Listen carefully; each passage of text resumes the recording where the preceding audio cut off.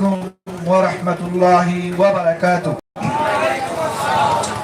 আমি খুবই আনন্দিত এখানে আমাকে কয়েকজন যুবক আপনাদের এই ওয়াজ মাহফিলে উপস্থিত হওয়ার জন্য বারবার অনুরোধ করেছেন, যার কারণে আমি অন্য একটি প্রোগ্রামে ছিলাম। সেখান থেকে আমি বলছিলাম যে আমি আসবই, ইনশাআল্লাহ এসে আপনাদের দোয়ায় এখানে পৌঁছতে পেরেছি। আমি এই জায়গায়, যে জায়গায় আপনারা ওয়াজ মাহফিল করছেন, এই কবরস্থানকে উদ্দেশ্য করে, সেই জায়গায় গত বিধানসভা নির্বাচনের সময় লাস্ট প্রোগ্রাম হয়েছিল এবং সেই জায়গায় বর্তমান বিধায়ককে নিয়ে আমরা প্রোগ্রাম করেছিলাম। আমি এখানে আসার পর দেখি সেই জায়গায় ওয়াজ মাহফিল চলছে এবং সম্ভবত এই জায়গায় দাঁড়িয়ে আমি কিছু কথা বলেছিলাম আপনাদের সম্মুখে, হয়তো মনে পড়ছে আপনাদের।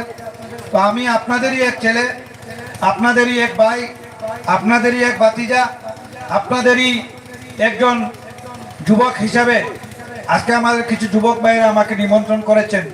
আমি বাধ্য হয়ে এসেছি, কেননা এত অঞ্চলে শুধুমাত্র যেহেতু রাজনীতির সঙ্গে জড়িত, তো রাজনৈতিক সময় ছাড়া আমরা আসতে পারি না। কোনো সুযোগ সুবিধা আসলে আমরা আসি। ইনশাআল্লাহ এই যুবকদের আমি আল্লাহ পাকের কাছে দোয়া করি যেন আল্লাহ পাক এত অঞ্চলের যুবককে আরো দিনের কাজে এগিয়ে যাওয়ার জন্য আল্লাহ পাক তৌফিক দান করেন। সবাই বলি আল্লাহুম্মা আমিন।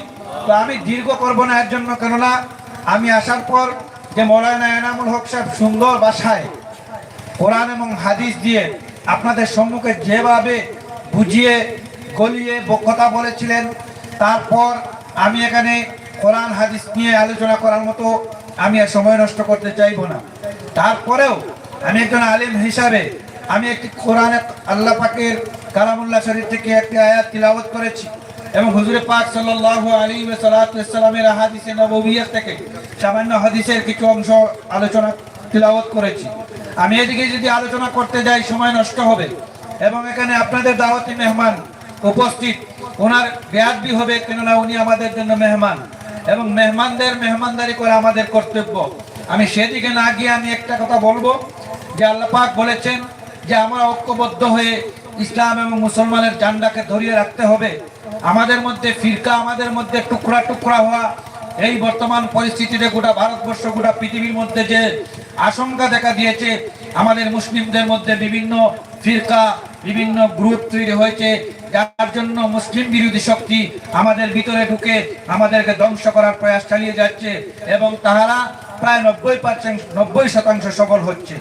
তো আল্লাহ পাক যখন আমাদেরকে বলেছেন ওয়াতাসিমু বিহাবলিল্লাহি জামিআন ওয়া লা তাফাররাক, আমরা ফিরকায় পরিণত না হয়ে আমরা ঐক্যবদ্ধ হওয়ার কথা আল্লাহ পাক ঘোষণা করেছেন এবং সেই জায়গায় আমরা কি করছি? আমরা বিভিন্ন টুকরো টুকরো হয়ে যাচ্ছি। আমাদের শক্তিটাকে অন্যরা ব্যবহার করছে এবং আমাদের ভিতরে ঢুকে আমাদের মধ্যে আক্রমণ চালাচ্ছে, আমাদের মাদ্রাসা ধ্বংস করার প্রয়াস করছে, আমাদের মসজিদ ধ্বংস করার প্রয়াস করছে, আমাদের ইসলামী নিয়ম নীতি শরীয়তের মধ্যে হস্তক্ষেপ করছে। এর জন্য কেননা আমাদের মধ্যে ঐক্যবদ্ধতা নেই, আমাদের মধ্যে এই শক্তিটা নেই যে শক্তি দিয়ে আমরা মাথা তুলে দাঁড়াবার মতো ক্ষমতাটা আমরা হারিয়ে ফেলেছি। কেননা আল্লাহ পাকের হুকুম আমরা অবমাননা করেছি, যার জন্য আল্লাহ পাক আমাদের উপর জালিম বাদশা মুসাল্লাত করেছেন। এটা আমার কথা নয়, এখানে উলামায়ে কেরামরা বসে আছেন। যখনই বিশ্বের মধ্যে যখনই মুসলমানদের উপর জালিমরা জুলুম করে, তখন আমাদের বুঝতে হবে যে আমরা পথভ্রষ্ট হয়ে গিয়েছি। আমাদের রাস্তায় আসতে হবে, ইহদিনাস সিরাতাল মুস্তাকিমের উপর হতে আমরা আসতে হবে। আমরা সেই রাস্তায় নেই, অন্য রাস্তায় চলছি।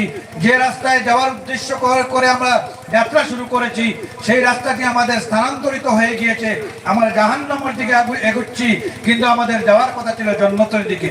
তাই আমি দীর্ঘ করব না, আমি এর জন্য বলছি আমি আপনাদেরই একজন। আমি আপনাদের সুখে দুঃখে আপনাদের পাশে থাকার চেষ্টা করি।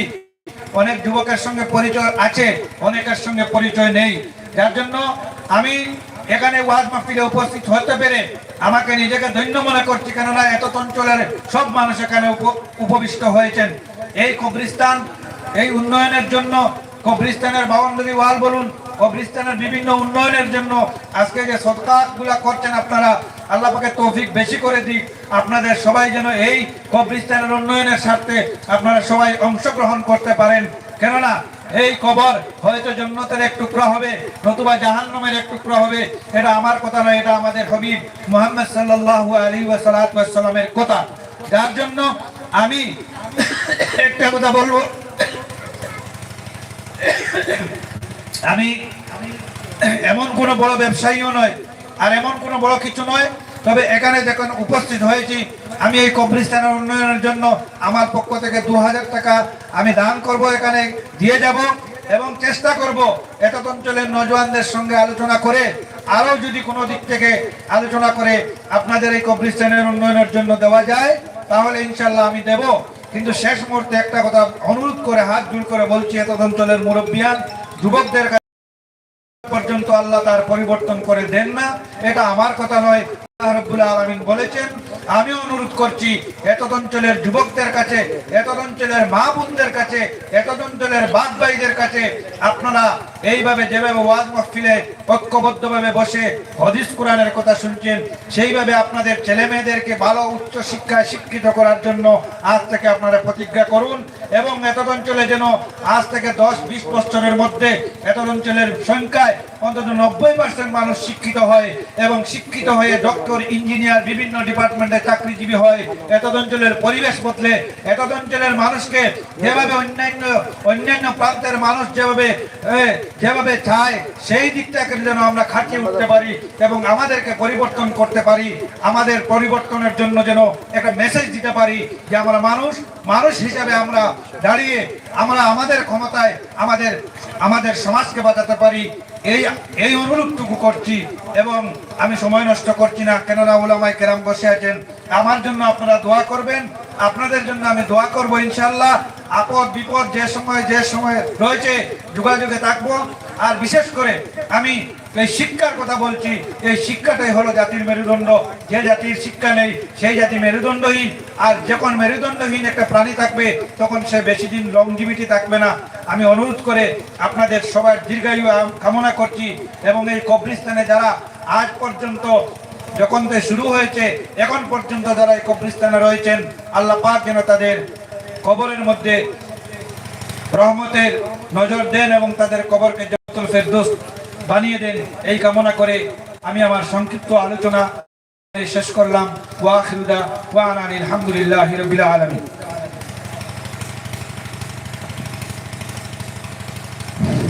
মাশাআল্লাহ, আপনার সামনে আমার হযরত মাওলানা ইনামুল্লাহ সাহেব সুন্দর বক্তব্য দিয়েছেন, আমরা সবে শুনছি আর সবে আমলে পরিণত করার চেষ্টা করতাম। এখন আমরা 2000 টাকা দেন আমরা কবরস্থানের হেফাজত লাগি দান করতেন। নারায়ে তাকবীর, নারায়ে তাকবীর। হযরত মাওলানা ইনামুল্লাহ সাহেব 2000 টাকা, হযরত মাওলানা ইনামুল্লাহ সাহেব 2000 টাকা। আল্লাহ যেন সদকার কবুল আর মঞ্জুর করবে, আল্লাহুম্মা আমিন, আল্লাহুম্মা আমিন। এখন আর দেরি না হইয়া আমরা দাওয়াতি মেহমান